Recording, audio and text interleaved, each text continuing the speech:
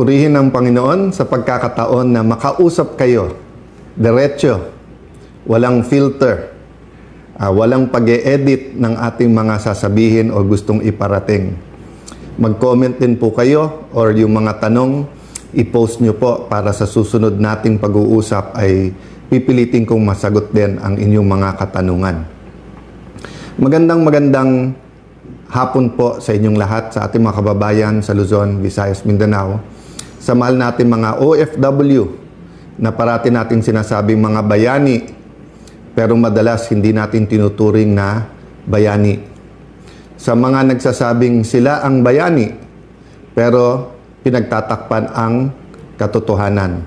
At lalong-lalo na po sa mga kababayan natin na dadama na ang economic crisis na dulot ng mataas na presyo ng langis at ng mga problema sa ating ekonomiya.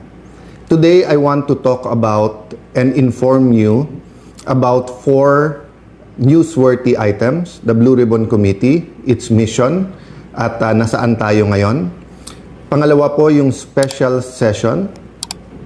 Pangatlo po, yung final ng petition ng grupo sa Supreme Court. At yung 4 po, yung kung naka-martial law na po ba sa Senado or yung Senate lockdown na kahit ayaw nilang tawagin na ito'y isang lockdown. So, let me start po with a story in the Bible that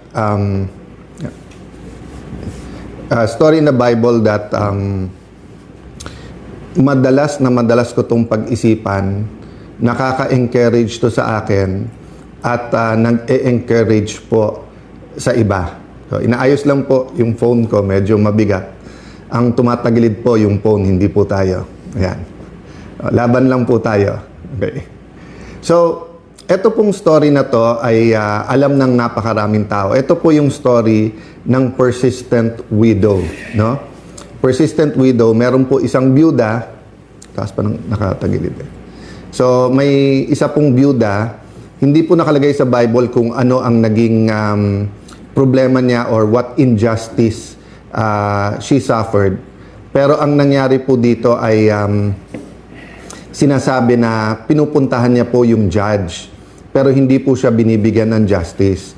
So kumbaga ho, sa salita natin ngayon, kinukulit niya po ang judge. Pupuntahan sa opisina, pupuntahan sa bahay, hanggang dumating po yung punto na ang sinabi po ng judge sa kanya is, hindi ako takot sa Diyos, hindi ako takot sa tao. So isipin niyo po ang isang tao na magsabing wala siyang takot sa Diyos. Wala siyang takot sa Diyos. Tapos sabihin niya, hindi rin siya takot sa tao. Ibig sabihin po, or walang kinakatakutan na tao, meaning ganun siya kasiga. Pero bagaman ganun siya kasiga, ay pinakinggan niya po yung byuda, yung persistent widow, at tinanong niya, ano bang gusto mo? So sabi niya, hindi man na, siga man ako, wala akong kinakatakutan, pero sa kulit mo, ano bang gusto mo? At ang sabi po ng byuda, give me justice. And the Bible says, what more ang Panginoon na nagmamahal sa iyo? Hindi ka ba bibigyan ng justice kung parati kang nagdadasal, kung parati kang kumikilos at hiningi ang hustisya? So, justice and social justice ang problema ng ating bansa. Ako'y naniniwala, katulad ng problema, ang sinisimulan po kasi ang hustisya o pagbigay ng hustisya sa katotohanan. Pag walang katotohanan, hindi dadating ang justice. Ganon din sa social justice po. If we will deny that many of our kababayans are suffering, if we deny na yung billion or abot ng trilyon na ninakaw does not affect our economy, does not affect rural areas, does not affect Filipino families, does not affect children who are in danger of stunting. Pag dininay po natin lahat to, walang magiging justice. So, I'd like to encourage everyone in your own way, whether it's prayers, whether posting in your social media, whether it's encouraging your barkada, talk about entertainment, talk about good things, but also talk about what kind of Philippines you want. What kind of government do you deserve? What kind of environment should your children have in school? Ngayon, half day na lang yung mga pasok, di ba? Nag-K to 12 tayo, napakamahal para sa ordinaryong tao yung additional 2 years. Pero nakikita sa mga study, half day lang po kasi. So hindi rin po umaabot ng 12 years ang education ng ating mga anak. So that's a different topic, but what I want to say is that number one, we need persistence.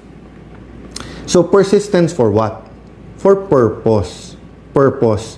Kailangan sa lahat, purpose-driven tayo.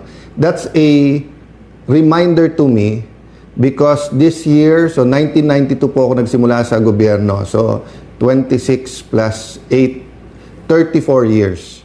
Many times in my career in public service, in my journey, I've been such an activist and really joined movements like we have now na magkaroon ng tunay na pagbabago. Many times naman, more intellectual ang laban, minsan sa kalye ang laban, minsan more debate. Kaya nga minsan parang sinasabi, mabait ka rin pala Alan, o kaya sinasabi na, wala tayong inaaway ngayon. So, different times, different seasons, but I realize po na there are really seasons, there are really times na nasa crossroad ang bansa at pag hindi tayo kumilos, it will determine the future of the next generation. Para din po yung mga Hudyo or yung Israelis who were in the desert, 40 years instead of 2 weeks na paglalakbay. So will we, after EDSA 1, 1986, ngayon 2026, 40 years later, will we continue to wander in the desert or will we enter the promised land? For me, the promised land is a powerful, prosperous Filipino. The empowered Filipino, napakayaman ng ating bansa. Pero dahil talamak ang corruption, dahil mali ang mga public policies, iilan lang yung yumayaman. Hindi po completely true to say mahirap ang Pilipino. Hindi po. Karamihan ng Pilipino ay mahirap. Kaya nga may mahigit 10 milyon na kailangan pang umalis ng bansa para humanap lang ng trabaho, mabuhay ang pamilya. Pero meron pong iilan, kung tutuusin ko, sabihin mong 1%, marami din yon, 1 million. But siguro may maybe 50 families that basically control everything. And I will not say that they're the problem, but I will say that we should have thousands, 100,000s, or millions of families who semi-control our economy together. Hindi yung 50 o 100 lang at yung ekonomiya at politika magkadikit to. So problema, pagka naging corrupt yung isa, damay-damay na, sama-sama na. No? So we have to be persistent in fighting corruption, but there are times in history na meron pong talagang shaking. No? Ibig sabihin po, yung gulo o yung disruption, may kasama po itong dapat na repentance at revival. No? So hindi to ordinaryong parang, oy, may corruption dito sa isang ospital na to. Palitan yung accountant, ayusin yung sistema. Oy, sa bidding ng ganito, medyo masama yung sistema, tanggalin na yung back na yan or ipakowe. Hindi po eh. We're talking about an environment and system of persistent corruption in our country. So, nung nangyari yung flood control, tinanong natin sa ating sarili, dapat ba magbago to? That's why nagkaroon ng ICI, nagkaroon po ng Blue Ribbon Committee. Ang problema po na manipulate, di ba? Kaya that's one reason na galit si Senator Lacson at kung ano-ano sinasabi. Because he has a reputation and I know for a fact that many times in his life, he fought for principles.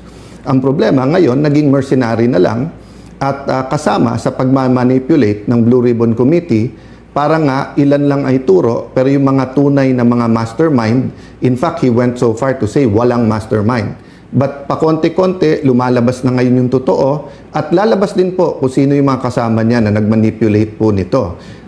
Ganun din po, kaya galit na galit si Senator Erwin Tulfo at kung ano sinasabi, kasi whether it's campaign donations, whether it's yung mga kontratista, maleta, parati siyang kasama sa pinapangalan, no? So, but my point is this, there will be many issues thrown against me individually, thrown against any of the witnesses, thrown against our group of senators. yes, tama na ibalita to sa news. So whether yan ay yung special session tomorrow, whether yan yung May 13 na pagsugod ng NBI, whether yan yung threat sa Senado next week. Pero tandaan nyo po marami dito distraction. Marami dito nililihis ang issue kasi ang issue, pagka ang flood control ay nahimay at nasolve natin, we will be able to come up with a system that will fight corruption effectively. If not, this will be the biggest cover-up for the biggest corruption scandal ever in our country. So, eyes on the ball tayo. So, ano po ang sinasabi kong purpose-driven? Our purpose is the Lord's plan for our country. I believe po, the way the Lord made the Filipino, napaka-adaptable, napakadaling matuto, napaka-respectful, hindi nagtatanim ng galit. Kita mo, ang Hapon, meron pa rin silang problema sa Chinese, sa Korean, pero kung titignan mo sa atin, best friends na natin, partners na natin in development, makikita mo, dati may problema din tayo sa Malaysia, but now we have 2 disputes with them, but we are cooperating and we have a very good relationship with them. Ganun din sa Vietnam, kakabisita lang ng leader nila, pero meron tayong dispute sa West Philippine Sea sa kanila. So makikita nyo po ang Pilipino, ang number 1 asset natin syempre yung tao, yung Pilipino mismo. But you name it, no? Whether beautiful islands, mga beach, karagatan, oil, gas, gold, lahat meron ng Pilipinas lupa, napakaraming lupa ng Pilipinas pero napakaraming walang lupa o walang matirahan, 'di ba? So corruption is not the only issue, but it is a major issue because with corruption, mali din yung policies natin. May mga bansa kasi na may corruption pero tama policies nila. Sa atin, our policies are being driven by that corruption. So like the policy na ang Senate ay mailagay sa ilalim ng Malacanang. At yung 12 daw ay pwede, hindi 13. So may statement po kami, it's also posted dito sa Facebook. So yun po ang statement sa final natin sa Supreme Court. We believe in the system. 'Di ba? Ako'y naniniwala na yung pakikibaka, yung pagiging aktivismo, marami po yan. May prayer vigil, may rally, may posting, may debate sa Senado, may mga forums, may panawagan. Kasama din po dito ang ating mga branches of government. And sabi po sa ating Philippine Constitution, pag may violation ng Constitution, sa Supreme Court talaga ang punta. So, pakibasa na lang po ang aming statement para hindi ko ituon lahat ng oras dyan. But nasa Supreme Court ngayon po yan. And we have faith, no, that the issue is something that is very important not only now but in the future. The issue will determine our kind of democracy, our kind of government. It will also be a lesson to all senators when it comes to power and restraint and following rules. Tandaan nyo po pag walang rules, pag walang batas, chaos po tayo. Ang mangyayari wild west. Kung sino mas malakas boses, sino mas maraming barel, sino mas maraming pera, or babalik tayo dun sa yung pag-uusapan natin ngayon, 4 P's plans, persistence, purpose, principle. Pero kapag walang batas, babalik tayo doon sa guns, goons, and gold. Diba? Yan yung 80s Yan yung sinasabi na pagka may 3G ka, hindi 3G ng cellphone. Ang ibig sabihin nun, guns, may armas ka, nandyan sa'yo police o militar or may private army. Goons, kasi kahit may baril ka, kung wala ka naman tao, but gold. 'Di ba? Kaya yung biro nung time na yon na tinutotoo ng ibang politiko or warlords is the golden rule. Who has the gold rules? So, alam naman natin ngayon kung nasaan yung gold, nasa maleta. At lumalabas kung sino nakakakuha ng mga maraming maleta. So, pinaglalaban ngayon using the modern day guns and goons para maprotektahan yung kanilang gold. Ginagamit din po yung gold. So, persistence, purpose. So ano po purpose natin? Purpose, lumabas ang totoo. Purpose is to build the kind of Philippines that we all want.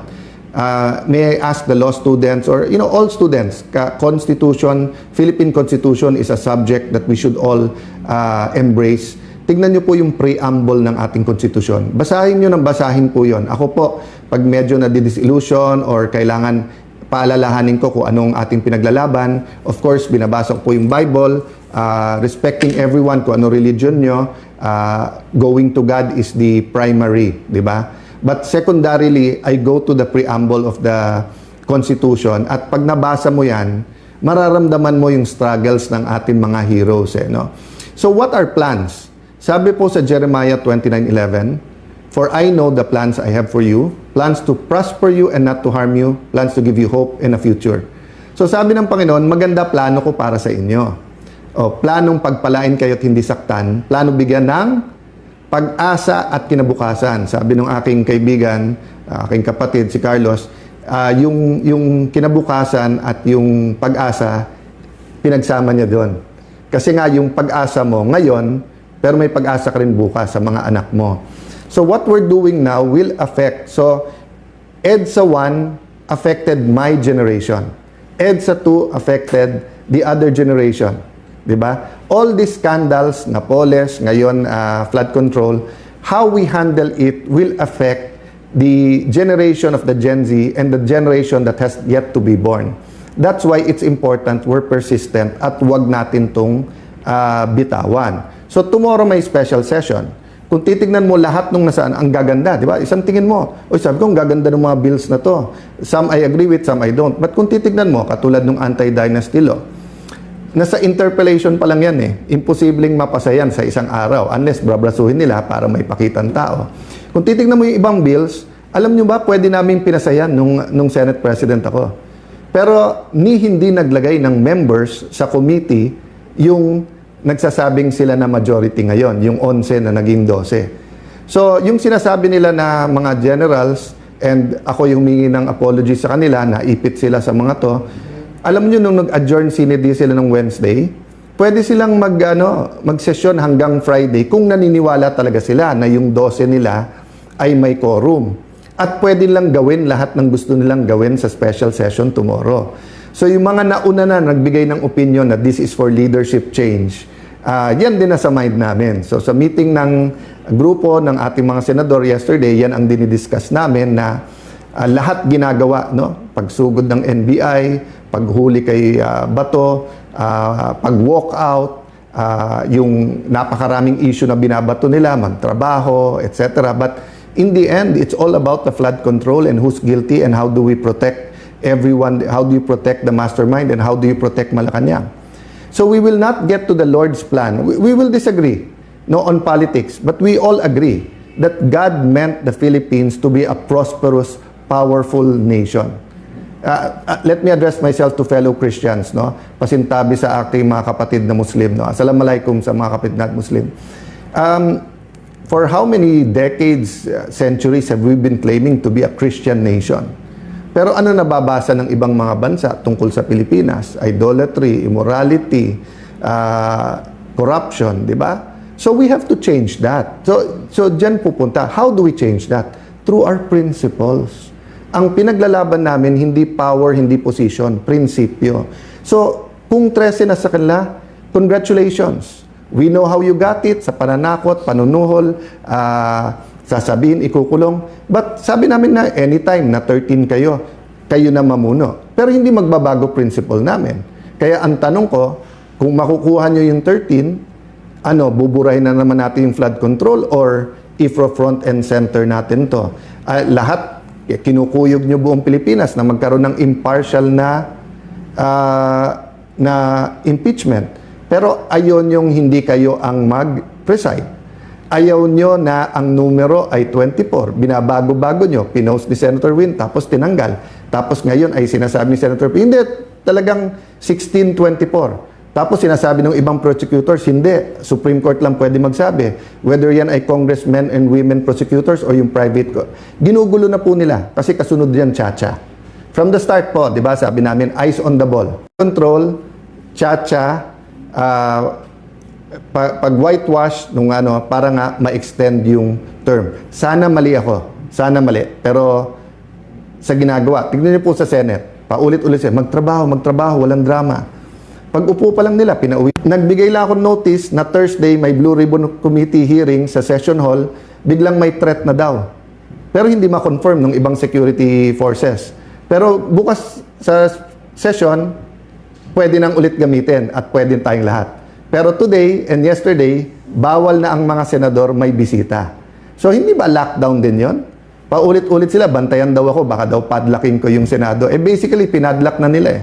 'Di ba? Na sila na nagde-determine sinong pwedeng pumasok o hindi. Simpleng kapitan, simpleng konsehal. Anytime pwede ka pumasok ng barangay hall. Of course, hindi pwedeng armado, hindi pwedeng 500 kayo papasok dyan. May security protocol. Ang dami namang kagalang-galang and I respect the PNP, lalo NCRPO, SAF. Yung mga nasa labas ng Senado, I think is NCRPO and SPD. Wala namang gulo eh. Kung may nagrarally, peaceful naman sila doon. Kung may konting gulo, naayos. Pero bakit gano'n na ang Senado? Because they're sending the message, huwag kayong lumaban sa amin. Pag lumaban kayo, kaso, kulong, hopefully walang patayan. But allow me to say all of this because we never know what the future, I have faith. I'm walking by faith, not by sight. I do believe ang mga witnesses may ilalabas pa tong lahat. But we have to tell you, di ba? One, we have to be persistent. Number two, what we're fighting for is nothing less than the kind of government we want. The kind of Philippines we want, the environment that we want to have. Do you want a healthy environment where students can study, where Filipinos are healthy, when hindi na kailangan mag-abroad? Kaya po yan kung tanggalin natin yung massive corruption. Pero kung mangyayari po ngayon ay takot lang. So, tinatakot lahat. Okay? Pag lumabas yung masterminds, baka maging presidente si VP Sara. No? Nakailan laban na po tayo in the past. Ang panakot parati, sinong vice president? Or during martial law, tinanggal ang vice president. Pag tinanggal daw si FM senior, baka magkagulo. So, magulo na po. Magulo na, nagkakagulo na sa corruption. Hindi magulo sa kalye. Pero magulo ang sistema natin, kaya maraming kailangan umalis ng Pilipinas para maghanap ng trabaho. Maraming nagugutom dahil magulo ang pagnanakaw sa ating bansa. Ang kailangan ayusin ay mawala ang pagnanakaw. Hindi yung ayusin yung pagnanakaw na yun ang ginagawa ngayon. So, nung sinabing magulo kasi sa pagnanakaw, edi ayusin pagnanakaw, ayusin natin, tahimik, sino lang, tama lang, medium-size maleta lang. Hindi po. We have to change all of that and we have that opportunity. So, let me sum it up, no? The Blue Ribbon Committee, habang yan po ay legitimately under sa grupo, we will support Senator Dante Marcoleta. He is under much pressure. Baka nga kasuhan na daw, baka labasan na ng warrant of arrest. Hindi niya magamit yung session hall or and then yung coordination sa labas, napakahirap po. Witnesses, be strong, be steady in any way you can. Tell your story because you never know if you'll have the opportunity or not. Special session, we continue to discuss but obvious sa amin ang target dito ay kunin ang Blue Ribbon Committee at i-secure yung Senate presidency. Actually, pinag-usapan namin ng grupo, kunin na nila lahat, Senate presidency, lahat ng committees. Pero kung sincere sila, iwan sa atin yung Blue Ribbon Committee para ang buong katotohanan. Mag-attend sila. Hindi naman natin gusto ng hearing na isang side lang nandun, pero hindi bibigay. Supreme Court, pray that it will be taken up. Pray for all the justices. Pray na ma-articulate ng both sides yung kanilang stand. Diba? Tapos Senate, pag-pray nyo po, kasi ang Senate is the last bastion of democracy. No? Yun ang sinasabi na, ibig sabihin po, pag napatahimik na lahat, nandyan yan. Kasi dumating ang time in martial law, pati media, kaya nga hangang-hanga dati ako nun sa Malaya at saka sa Inquirer dahil nga may boses ng oposisyon. Ngayon, ang style nila is hindi patahimikin yung media kung hindi guluhin, di ba? Tignan nyo yung sabihin lang, wag tawagin 18 Marines. Bakit? Hindi ba sila dating Marines? Hindi ba pati pag-retired tawagin? So naging bagman. Ang bagman po, yun yung taga-kuha mo ng pera, hindi yung taga-buhat ng pera. So yung mga bagman po, yun po ang sinusumbong nung 18. Hindi po sila bagman. Tapos ngayon, former employees of Zaldico. At yung mga media, sumusunod yung iba. So, ang Malacanang na pala nagdidikta how to describe a witness. No? Ako hindi ko dinidikta sa media. But ang sinasabi ko lang, that's the kind of environment we have now. That the anti-corruption forces can only rely on truth. But the pro-corruption forces have all the means even the small means of crafting words so that emotions can be controlled. So ito po ang inyong lingkod, si Kuya Alan. Hindi ko na sabihin senador, hindi ko na po sasabihin Senate President, whatever, kasi yung posisyon baliwala sa akin yon. Pero gusto ko pong maging kuya kasi ang kuya po pinoprotektahan yung mga kapatid. Ang kuya po sinasandalan din ni tatay at ni nanay para tumulong din sa pamilya. Si kuya pwede mong katukin kahit anong oras. So I draw inspiration also from my colleagues and allies in the 12. Marami pong pagsubok ang bawat isa, whether it's health issues, whether it's yung kaso, etc. So pag-pray nyo po kami. But yun nga po, let me affirm my faith in our system, in our constitution, in the Supreme Court, and first and foremost, no, in the God that I believe is alive. So again, we will update you. Please read the statement, and I think the petition should be made available usually after a few days. Pinopost yan ng Supreme Court. God bless you po.